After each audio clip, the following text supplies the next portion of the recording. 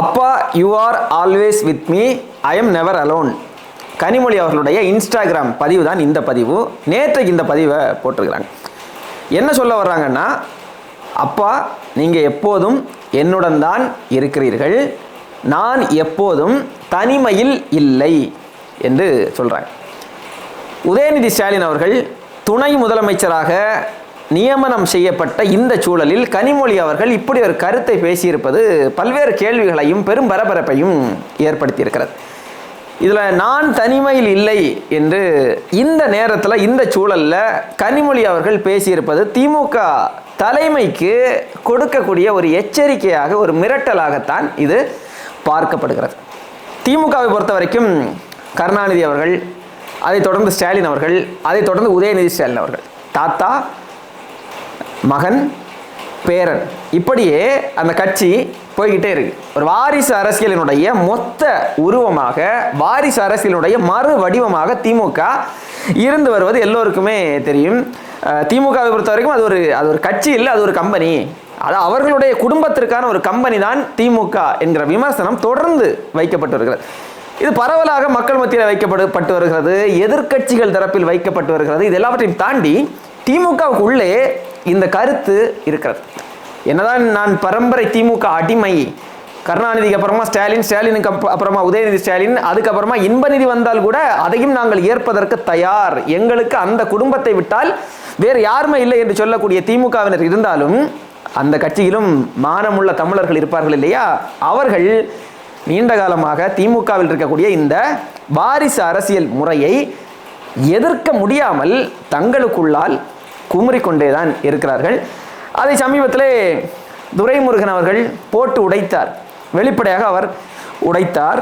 அது மட்டுமல்லாமல் கே நேரு அவர்கள், அவரும் மறைமுகமாக ஒரு சில செய்திகளை எல்லாம் பேசியிருந்தார்.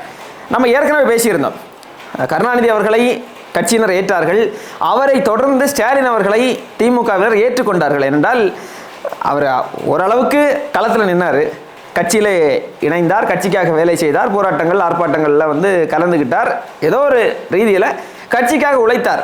உழைத்ததற்கு பிறகுதான் அவருக்கு கட்சியினுடைய தலைவர் பொறுப்பு கொடுக்கப்பட்டது, முதலமைச்சராக அவர் அதன் பிறகு தேர்வு செய்யப்பட்டார். ஆனால் உதயநிதி ஸ்டாலின் அவர்களை பொறுத்த வரைக்கும் ஸ்டாலின் அவர்களை திமுகவினர் பார்த்தது போன்று உதயநிதி ஸ்டாலினை பார்க்கவில்லை. ஏன்னா 2019 வர்றாரு, வந்ததுமே என்ன ஆகுது, அவருக்கு இளைஞரணி பொறுப்பு கொடுக்கப்படுகிறது, சட்டமன்ற வேட்பாளராக வாய்ப்பு கொடுக்கப்படுகிறது, சட்டமன்ற உறுப்பினர் ஆகிறாரு, அதைத் தொடர்ந்து அமைச்சராக்கப்படுகிறார்.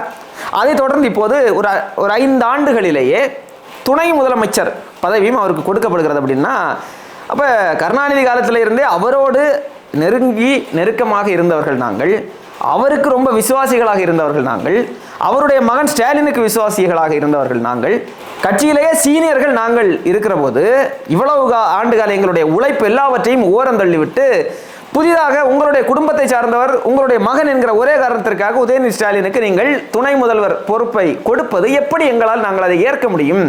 அப்படி என்றால் நாங்கள் தகுதியற்றவர்களா? எங்களுடைய உழைப்பிற்கு பலன் இல்லையா என்கிற ஒரு உள்ள குமுறல் திமுகவில் இருக்கக்கூடிய மூத்த நிர்வாகிகளுக்கு, மூத்த அமைச்சர்களுக்கு இருந்தே வருகிறது.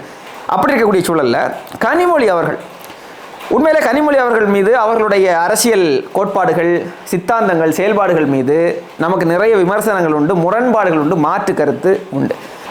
ஆனால் அந்த கட்சியினுடைய கருத்தியலை உள்வாங்கிய, அவர்களுடைய திராவிட கொள்கைகளை உள்வாங்கிய ஒரு தெளிவான ஒரு பேச்சாற்றலாக இருக்கட்டும், ஒரு ஆளுமை திறன் கொண்ட, ஒரு ஒருங்கிணைக்கக்கூடிய ஒரு தன்மை கொண்ட, எளிமையான முறையில் மக்களுக்கு புரியக்கூடிய வகையில் பக்குவமாக பேசக்கூடிய ஒரு நபர்னா அக்கா கனிமொழி அவர்கள் தான்.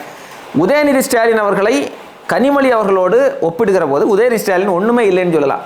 அந்த அளவிற்கு எல்லா விதத்திலும் உதயநிதி ஸ்டாலினை விட தகுதியும் திறமையும் வாய்ந்தவர் தான் கனிமொழி அவர்கள்.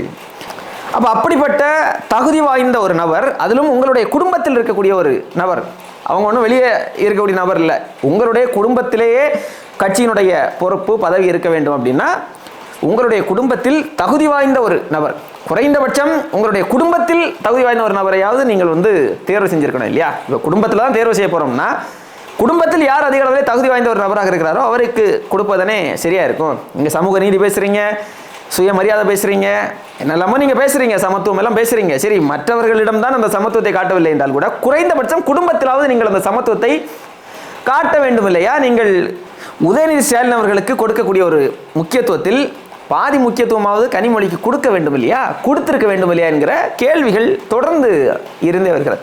ஆனால் ஆரம்பத்திலிருந்தே கனிமொழி கருணாநிதி அவர்கள் புறக்கணிக்கப்பட்டே வந்தார்.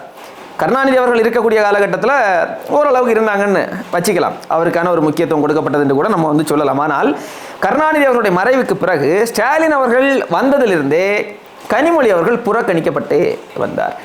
அந்த புறக்கணிப்பு இப்போ உச்சகட்டத்தை அடைந்திருக்கிறது. உதயநிதி ஸ்டாலின் அவர்களுக்கு துணை முதல்வர் பொறுப்பு வழங்கப்பட்டிருப்பதன் மூலமாக கிட்டத்தட்ட கனிமொழி அவர்கள் கட்சியில், அதாவது திமுக தலைமையால் தனிமைப்படுத்தப்பட்டிருக்கிறார் என்பதை தெளிவாகவே நம்மால் உணர்ந்து கொள்ள முடிகிறது. அப்போ கனிமொழி அவர்கள் பார்த்தார்கள், பொறுத்திருந்து பார்த்தார்கள். இவ்வளோ நாளும் அவங்க எங்கேயுமே இது குறித்து ரியாக்ட் பண்ணதா இல்லை.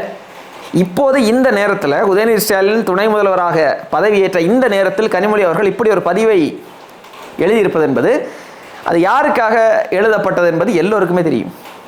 ஓரளவுக்கு அரசியல் புரிதல் உள்ள எல்லோருக்குமே அது தெரியும் யாருக்கு கனிமொழி அவர்கள் இந்த செய்தியை சொல்கிறார்கள். அதில் மிக முக்கியமாக என்ன செய்தி சொல்லப்பட்டிருக்கிறது அப்படின்னா, அப்பா நீங்கள் எப்போதும் என்னுடன் தான் இருக்கிறீர்கள் என்கிற செய்தியின் மூலமாக கருணாநிதி அவர்களுடைய விசுவாசிகள் என்னோடு தான் இருக்கிறார்கள். கருணாநிதி அவர்களுடைய தொண்டர்கள், அவருடைய உண்மை தொண்டர்கள் உதயநிதி ஸ்டாலினுக்கு ஆதரவாக நிற்கவில்லை, அவர்கள் என்னோடு தான் நிற்கிறார்கள், என்னுடன் தான் இருக்கிறார்கள். உதயநிதி ஸ்டாலினை விட பல மடங்கு தகுதி வாய்ந்த நபர்தான் நான். கருணாநிதி அவர்களுடைய தொண்டர்கள் ஒருபோதும் உதயநிதியோடு செல்ல மாட்டார்கள், அவர்கள் என்னோடு தான் இருக்கிறார்கள் என்கிற ஒரு செய்தியை சொல்கிறாரோ என்கிற ஒரு கேள்வி எழும்பியிருக்கிறது. பலரும் அந்த கோணத்தில் தான் கனிமொழி அவர்களுடைய இந்த கருத்தை பார்த்தார். ஏற்கனவே திமுகவினுடைய அமைச்சர் மதிப்பிற்குரிய அண்ணன் மனோ தங்கராஜ் அவர்கள் அமைச்சரவையிலிருந்து நீக்கப்பட்டார். ஆனால் மனோ தங்கராஜ் அவர்களை பொறுத்த வரைக்கும் திமுகவில் அவங்க கனிமொழி அவர்களுடைய ஒரு ஆதரவாளர்.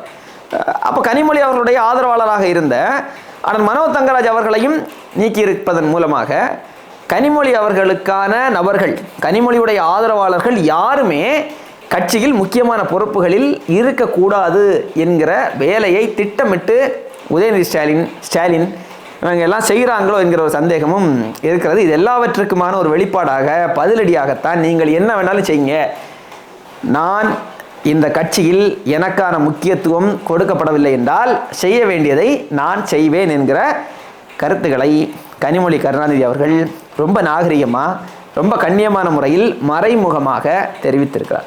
அடுத்து என்ன நடக்க போகுது?